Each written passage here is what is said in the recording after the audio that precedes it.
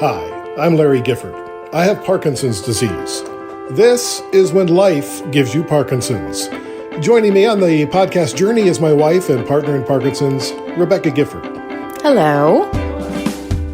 It's good to be back on the podcast. It is a pleasure, as always. We had a little break, but we're glad to be back today because we are continuing our series of podcasts devoted to Parkinson's advocacy and how to put your personal superpowers into action. Yes, I believe everyone has a superpower. It's the thing that comes natural to you. It's what you're good at, while others may struggle with it. This is, in fact, your in to advocacy. This is your superpower to advocacy. Whether it's bicycling, writing, organizing things, or motivating others to do more than they ever thought possible, the stories we're going to share over the course of the next 4 episodes are just a taste of the superpowers you can find in this amazing Parkinson's community. Today, the team behind the Spinning Wheels Tour. 2 men with Parkinson's on bicycles, a third man riding shotgun with his wife in the RV behind them as the foursome winds its way across Canada from Victoria, BC to St. John's, Newfoundland. Before we introduce you officially, let's take a listen to day 3 of their cross-country adventure as they cycled past a Soyuz. Hey everyone. So I've been climbing this, mountain.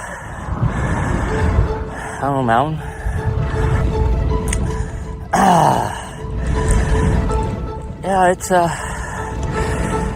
still going. Again, I'm hurting. Gotta be getting close. Sorry, that's my foot.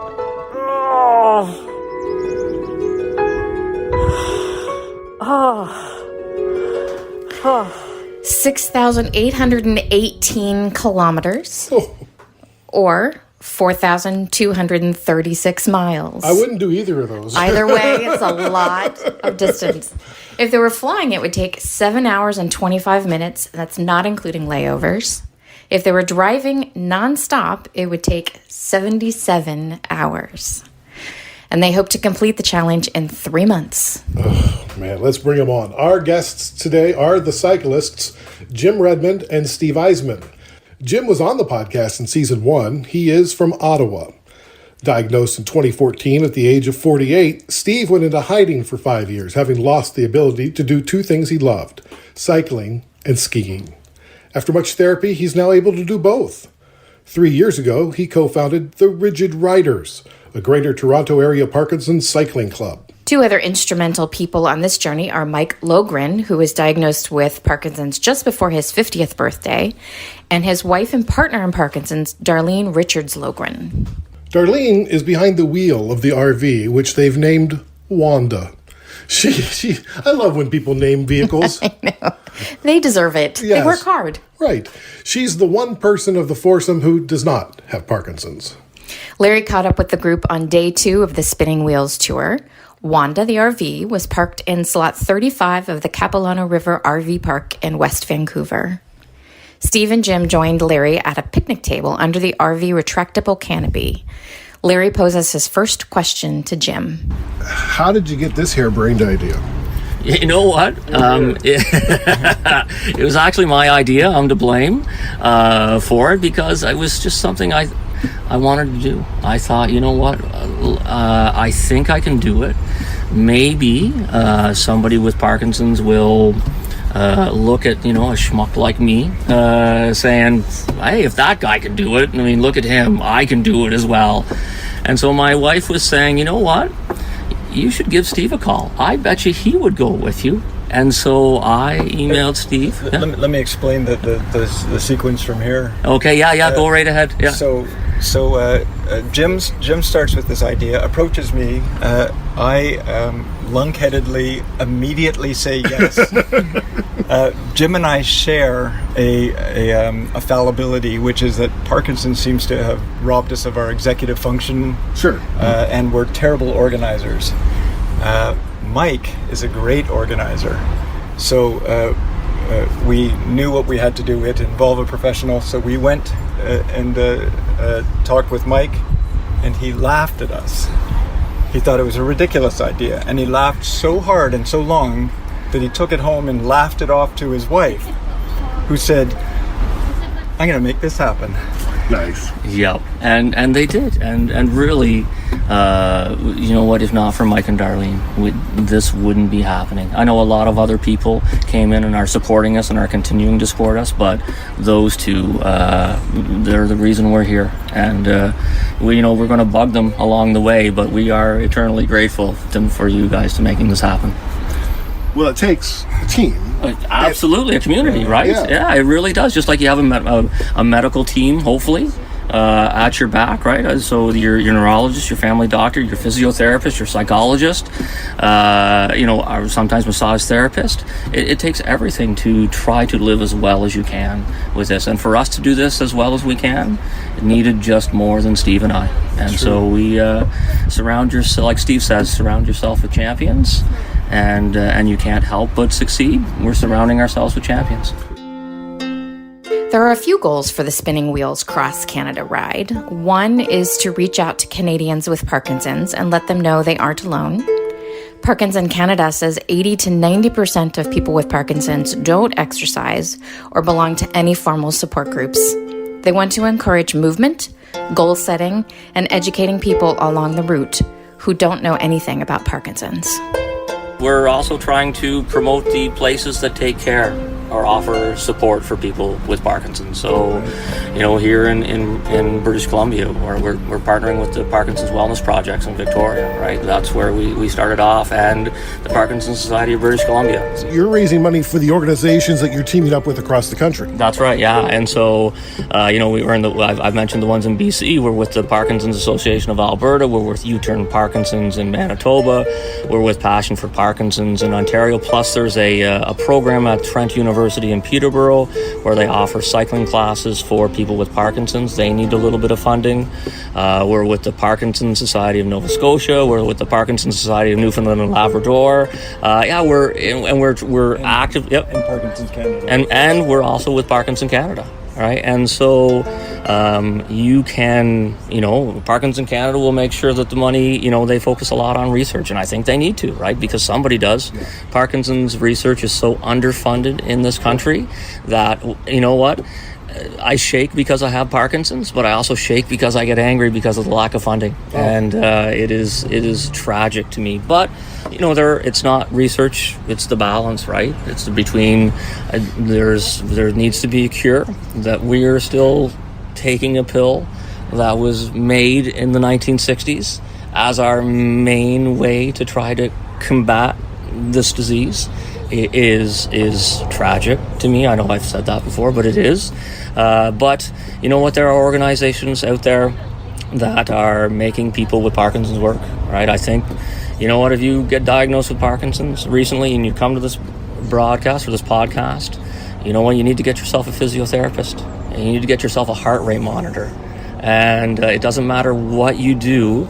The physiotherapist will help you stretch and do activities to what happens when you fall down, because eventually you're gonna, right? What happens when you start to freeze, because eventually you might. What happens with a tremor, what happens when you're walking, they'll make your life that much better. And the heart rate monitor, because regardless of what activity you do, if you can raise your heart rate while you're doing it, the benefits to your Parkinson's symptoms will be noticeable. My heart rate's up right now just talking to you guys.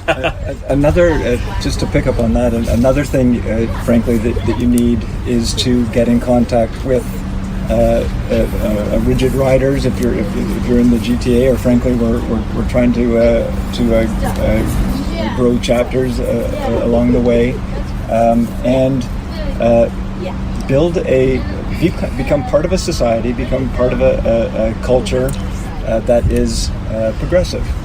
With Parkinson's, we deal with anxiety, we deal with depression, and exercise and community are two of the most valuable tools that you'll have to deal with these things. And oftentimes they go hand in hand. Yeah, oftentimes they do. And really, to spot someone with Parkinson's is actually quite dramatically easy.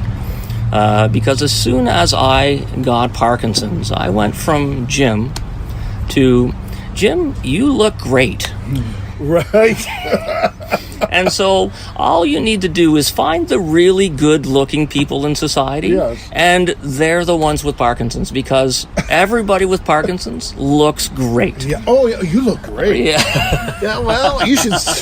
I wish you could see what I feel like inside. That's right. Or see me first thing in the morning when I'm shuffling and my toes are curled and my hands are curled up, and I still look good, yes, but Yeah. I'm not as smooth. Speaking of, we're in an RV. There's 6 of us in it right now. All these things that you're saying you see in the morning, we see it. Right. Yeah. Yeah. Oh yeah, we see, and we know. And how do you handle the simultaneous bladder urgency? Closest first. Hurry up! That's right. I guess the good news about the RV park is that there's a washroom down the street as well, so that helps out. But we're it is like not just the cycling, but the 900 kilometers a week, which we're trying to achieve, but the stuff inside, right? It is we are going to become exceptional friends. We're friends already, but the level of what we are experiencing right now is so profound. I'm so honored and lucky that they said yes, and that Mike laughed at Steve. Day 2. You biked how far yesterday? Well, only 33, which is not bad. It's a good. And then you easy- took a ferry. Yeah, That's then a we nice took a break. ferry, and now we're on a day off. So our first little bit is killing our daily average. That's right. Yeah, we're killing our daily average. But Yeah, we'll, right now the Levodopa's winning. absolutely, yes. We have on our website, spinningwheelstour.ca, we have a dopameter. And we're going to have that go against the money that we are able to raise. We're hoping that the funding clearly outstrips the amount of levodopa that we take. But the 3 of us are showing people with this chart just how much medication it takes to get through the day. How do you suppose this will impact your progression? When I was first diagnosed, first thing I spent 5 years in hiding, consciously telling almost no one, friends or family, and I felt I could do it because I didn't think I was showing. I was wrong, and what eventually brought this all to a head was I also didn't think that I was showing in a cognitive sense, but my work product fell off the table. I did not know. I didn't recognize I just couldn't cope any longer for all sorts of reasons. But when I went to see my neurologist, she said, "Tell me a bit about your life before this." And I said, "Well, I'm an avid skier and I'm an avid cyclist and a few other things." And she says, "How's it going now?" I said, "Well, they're not going so well." She said, "Is that important to you?" I said, "That would make my life." She said, "Okay, we're going to get you back there." And true to her word, I'm skiing again. I'm cycling again. I lost the both of those abilities, and now that they're back, they are sweet.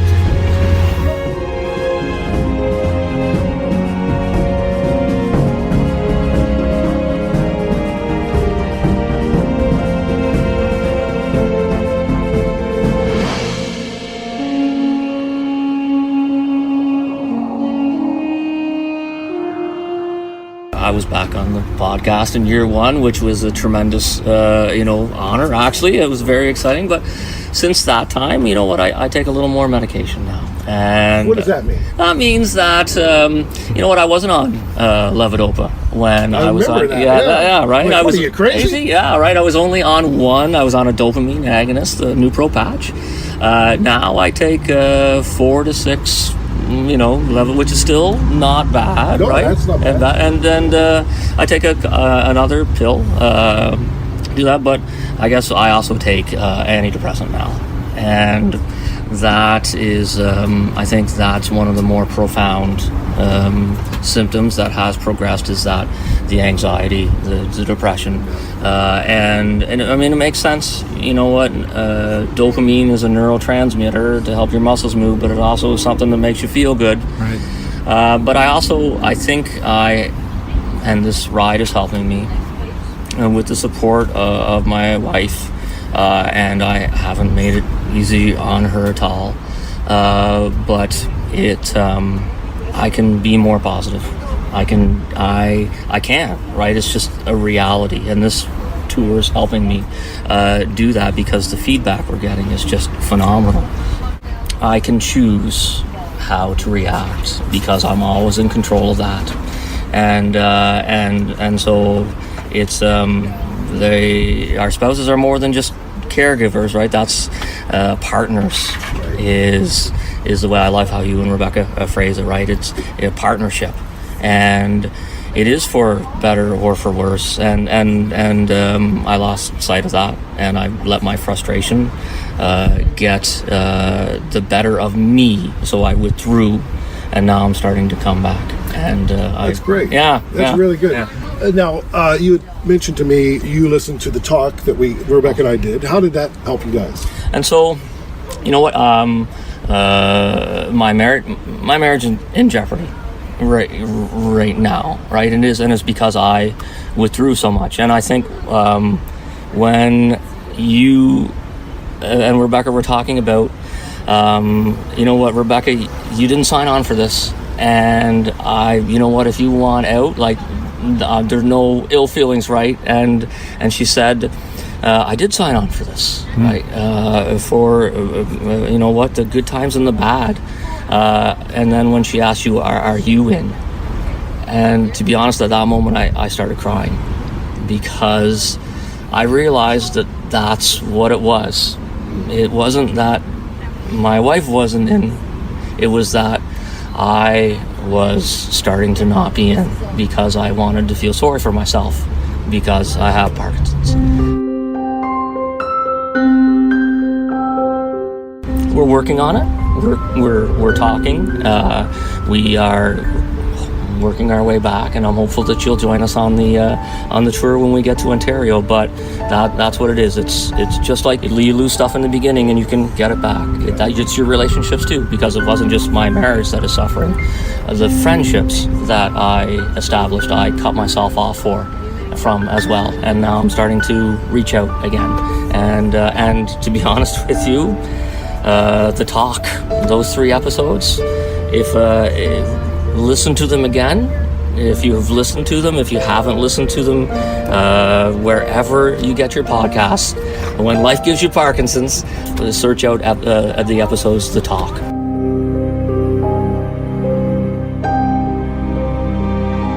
It took me a while to start telling people, and I had cultured it like a pearl, and it was a dark, brooding thought. So that when I was telling people, I was unleashing something to them, and I realized after the fact that I was torturing them. And I had a talk with my sister, who gave me what I consider to be good advice, which is that all that people really want to know is that you're okay and that you're not devastated. So I changed my approach when I started talking about it, and frankly, creating the rigid riders was the thing that brought me out. I couldn't be effective at that and still be in hiding. So I would just tell people. They'd say, "How's your health?" And rather than, "Oh, I'm fine," I'd say, "Well, turns out I have Parkinson's disease, but I'm managing it," and our conversation goes on to all the other things going on in our lives. That's great.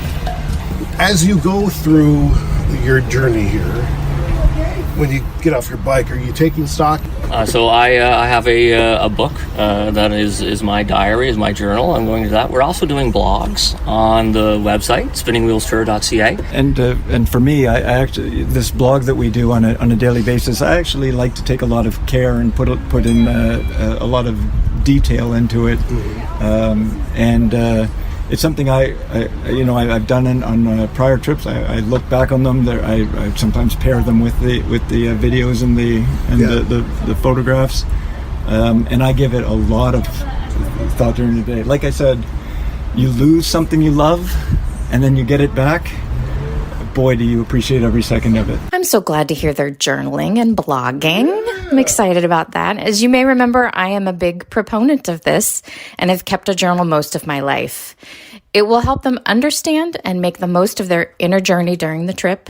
And then because they're also willing to be vulnerable and share portions of their story, we'll all benefit as well. They're also experiencing the ups and downs of pushing their bodies to the brink.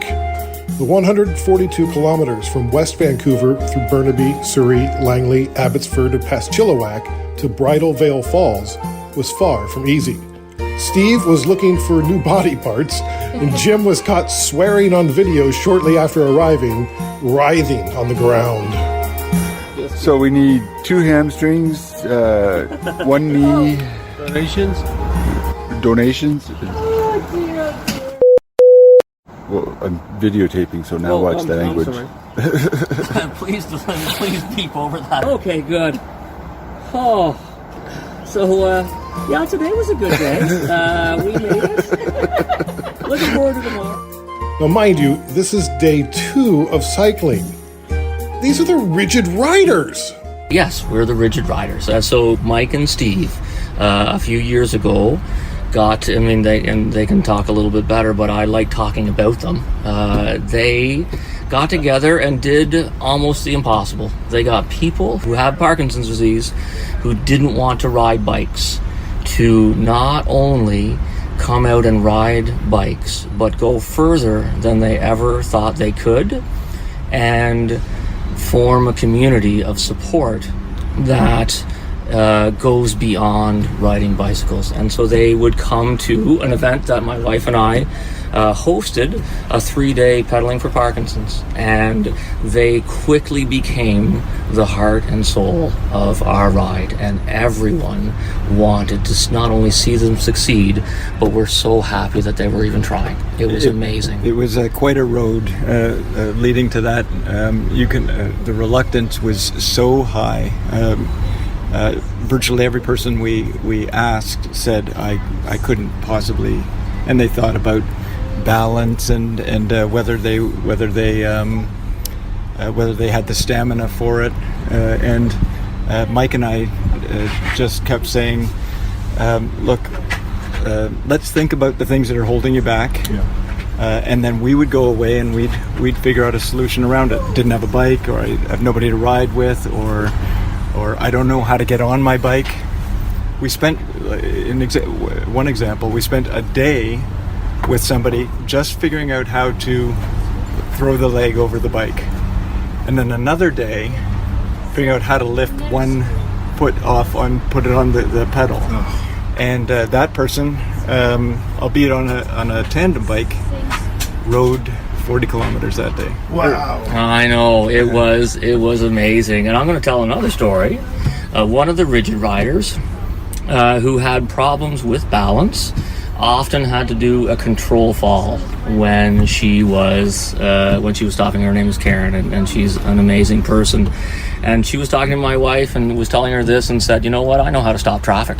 And she did that. When it came to the first rest stop, she did a control fall on grass, and there were 3 vehicles passing at the exact same time. All 3 of them slammed on their brakes and ran out to see if they could help her, while she was sitting there smiling and looked at my wife and said, see, I told you I could stop traffic.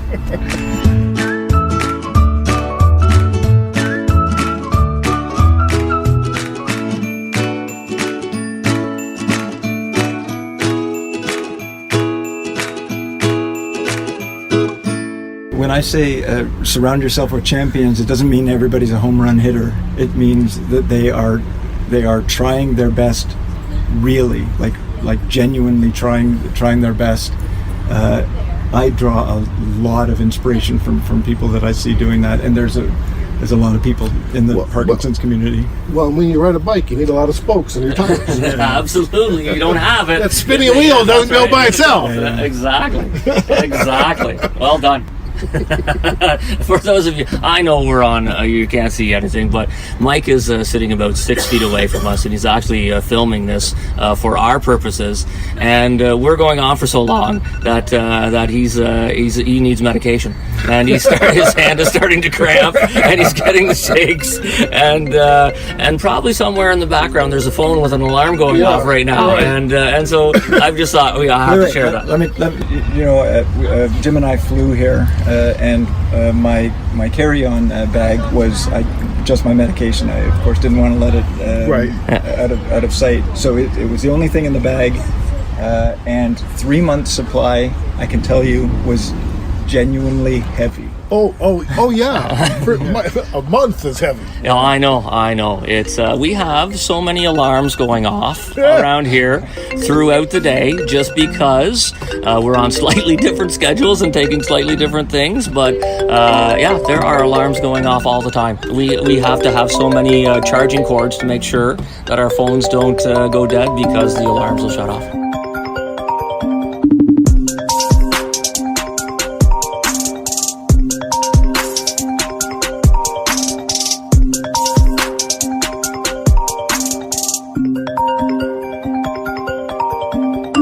So I noticed this bike ride seems to be sort of an echo of the Terry Fox run. Yeah, I thought that too. You know, Terry is a Canadian icon for bringing awareness and funding to the fight against cancer back in 1980.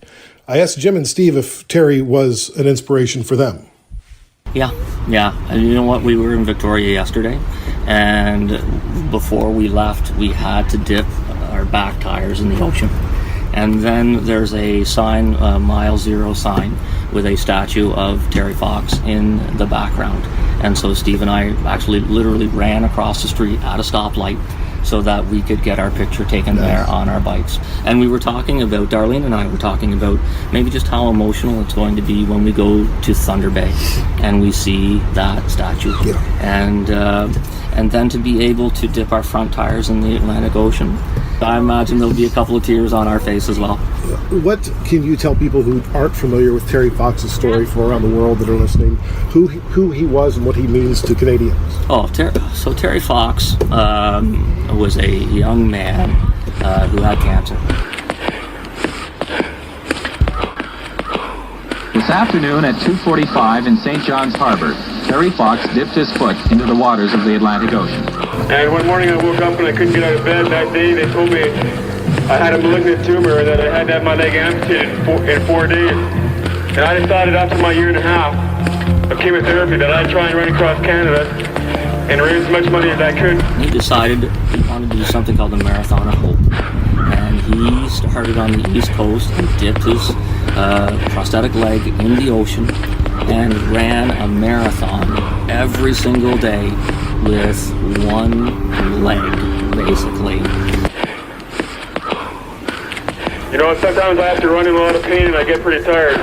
But I don't feel any pain when I get to sport like this. So you're fabulous, and I'd just like to thank you for that. And he made it as far as just outside Thunder Bay. I had noticed a little bit of hardness in breathing near the end of the day at 18 miles. I was coughing and choking and had pain in my neck and my chest. And I did 3 more miles and I decided I had to go see the doctor.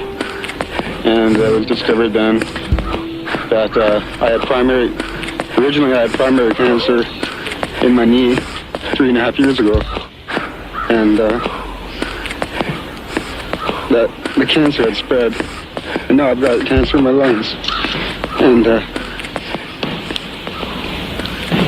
we got to go home and try and do some more treatment. But it sparked a movement of giving and hope and determination.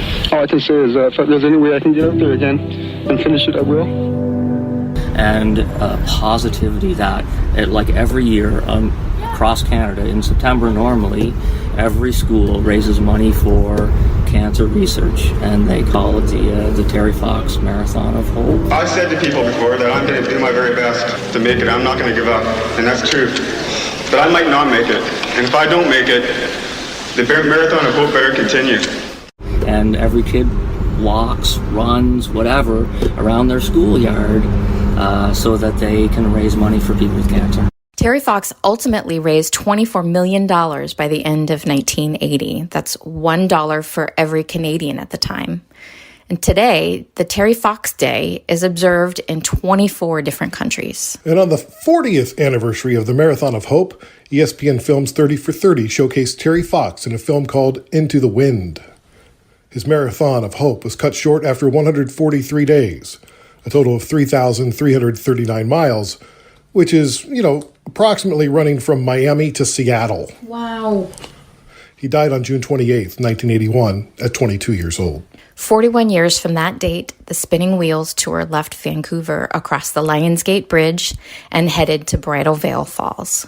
So you mentioned earlier that they're blogging and they're journaling, and we have a really unique opportunity here because Mike, who is usually in the RV, took off with the guys on bike. And he was only going to ride like 33 of the miles, just 33 miles. But he has a particular problem. I was uncomfortable with the height of the bridge. The height of sitting up in the Winnebago and my absolute fear of heights. It played on my mind throughout the day when I found out that the route in the morning would begin by riding over the bridge. The night went well. I was able to grab 3 to 4 hours of that deep Parkinson sleep. The type where one moment your body is dancing on its own, and then your body stops moving as your muscles seize and cramp. I awoke at 5:30 a.m. and sprang from bed with the anticipation of my 15-year-old self heading to school on a Monday morning. I rushed the 2.5-foot distance to the washroom in 27 shuffling steps. Apparently my body was telling me it was go time. I heard the traffic on the bridge but refused to look at it. This was my day and I was not going to fail.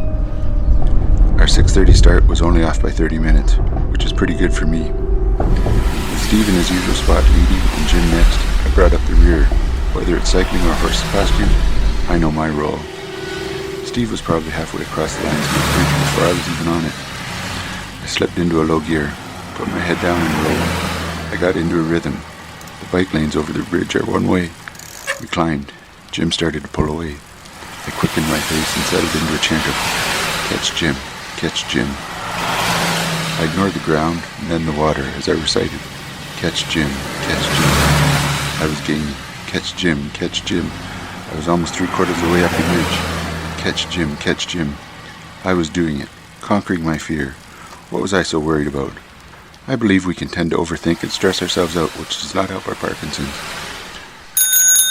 Excuse me, on your left. Reality returned, and I veered to the right. The 4-inch gap at the bottom of the rail became 4 feet. I had to grab the top of the railing, which at other times might be about chest height with me on my bike. Now it seemed I was reaching down to my knees and almost dangling from the bridge.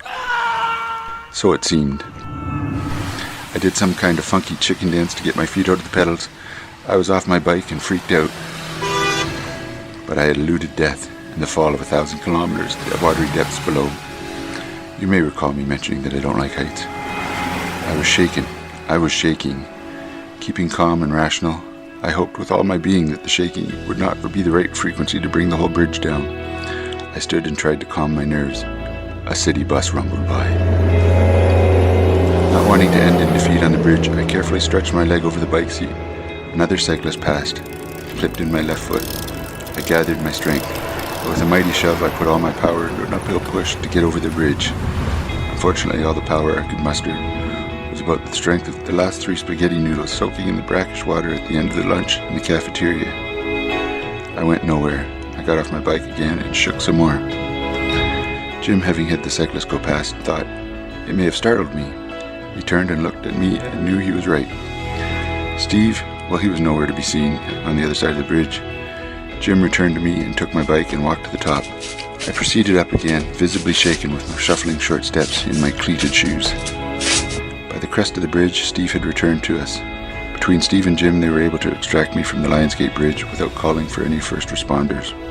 Once on solid ground, and with Steve already gone again, I advised Jim that I was going to return to the RV. I had already held them up, and they still had 148 kilometers to travel today. Jim agreed, although I know both Jim and Steve would forego the task as neither of them are comfortable abandoning riders on the road. I convinced Jim I'd be okay, and off he rode. I then sat there to calm my shaking body and freaked out mind. I sat for 15 minutes, assessed the situation, and sat for 15 more. There was no convincing myself that I could walk back, let alone ride across. So I texted the cavalry and was met with silence. Uh-oh. Okay, Mike 3 and Darlene were just packing up the RV. They were not long in picking me up at the Stanley Park Visitor Center. They loaded on my bike, and I hugged them both. Everyone has fears and phobias that we deal with. Some can be debilitating. Parkinson seems to have a multiplying factor for things like fear, doubt, and indecision. Today I got freaked out, and that bothers me. It's not the first time, and I'm sure it won't be the last. In my head, I was done for the day. I'm still a little freaked. Truthfully and rationally, I was in no danger, and I was not alone. My whole ride experience of the day displayed on my phone is 2.1 kilometers traveled, 88 meters climbed, and it took 11.11 hours. Will I get back on my bike tomorrow? Probably. But first I'm going to the store to buy a new phone because I know without a doubt I rode 40 kilometers, climbed 6 kilometers, and it took the better part of the day. And I did cross the Lions Gate Bridge. How brave of him to reveal that moment-to-moment accounting of that harrowing ride. Well, and then Jim was vlogging while biking on his way to Bridal Veil Falls. Hey, Jim here, obviously. So I said I would try to do this on the first really big mountain day, but I forgot. So this is a periodic update of I think just over 20 kilometer length climb that takes us up over 1.1 kilometers in elevation. I'm almost 6K into it. It's hard. Worth it, for sure. It's a beautiful day. Mid-20s. Looking to my right, I see the town of Osoyoos. I think I lost sight of Steve about 5 minutes ago, which is good. I held on to him for, like 3 or 4K. That's pretty good. So, quarter of the way up. Okay, part 2. Hey, good news.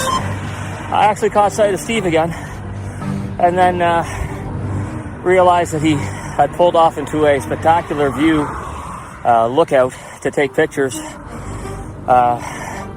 Probably do some push-ups and some jumping jacks before he got back on his bike. Wow, this is, I've always wanted to do this. I've always wanted to cycle in the mountains, and I am, so I feel pretty lucky right now. It's a big effort, but I feel lucky. I'll talk to you in 8K. So you can hear in Jim's voice that it was a little more than he bargained for. Steve's harrowing moment, unlike these, happened before this race. It happened right after he was diagnosed.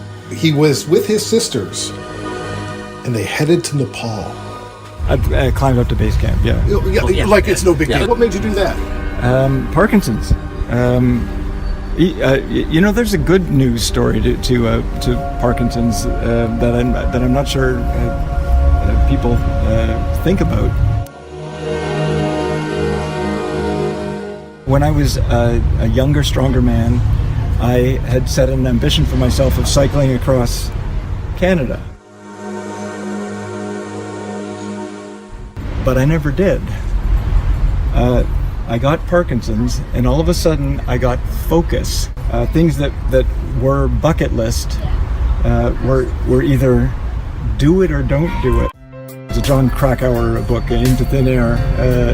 I read that and I dreamed of going to base camp. I didn't want to go higher because everybody seemed to have bronchial infections. So I thought, well, if I could just get there, and of course, I regarded it as having slipped away. It's still a 2-week round trip hike. It is a pulmonary strain to get up to that level, and I thought it's over. You thought what was over? The dream of pursuing that. But I have 3 sisters who take good care of me. One of which said, "Let's go." So I started with all of them. We did a cycling excursion through Nepal. I always have to see the world on a bicycle, and then stayed on with one, and we did this hike.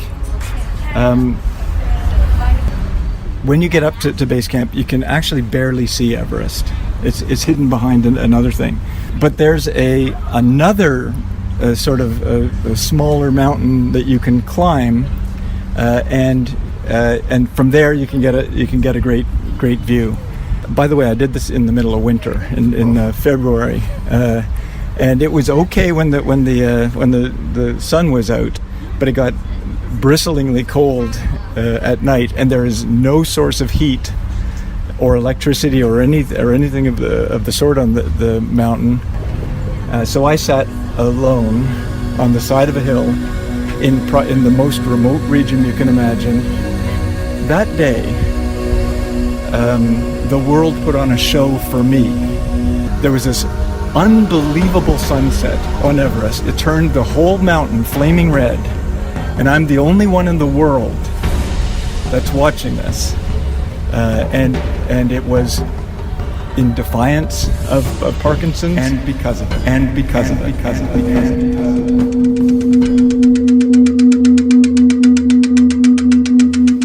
The Spinning Wheels Tour is an example of Think Global, Act Local advocacy, which the PD Avengers embrace wholeheartedly. Yeah, seriously, the PD Avengers doing great work. I'm on the website a lot, and I've actually signed up. Right. So it's the call to action, right? Yeah, you've got one of the rare hats. Absolutely, and Spark on it, the PD Avengers on it. Wearing it across the country with pride. It is never coming off except when I put the helmet on. Yeah, and it'll spark conversation. It will absolutely. It will absolutely. I see what you did. If you own a company, there is still time to sponsor this tour.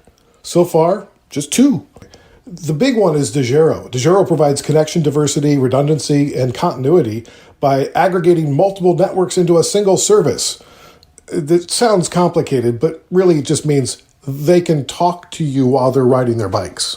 We anticipate we're going to be able to do is live, the very live broadcasts that we hope are going to show up and include maybe even being on the bike.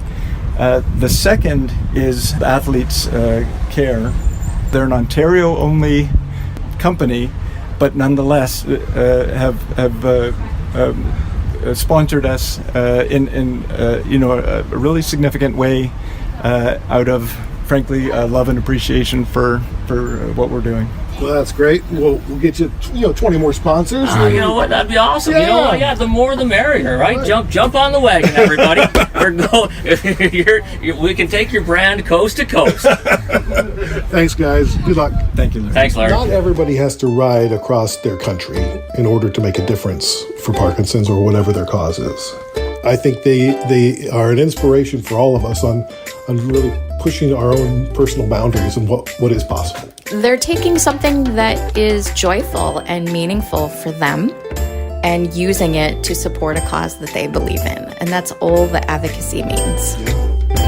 Follow them on spinningwheelstour.ca, and they're all over social media as well.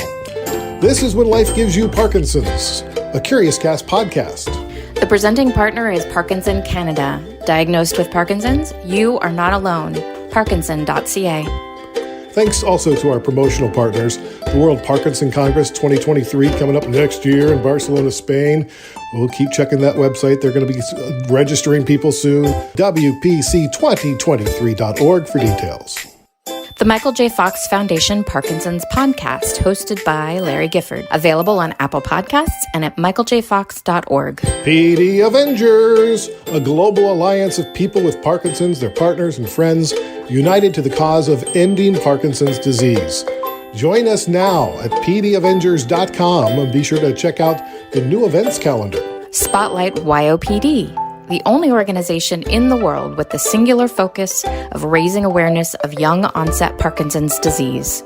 SpotlightYOPD.org. Most of the people who listen to our podcast are told about it by a friend. And you can help too by telling your friends about it or sharing it with your family.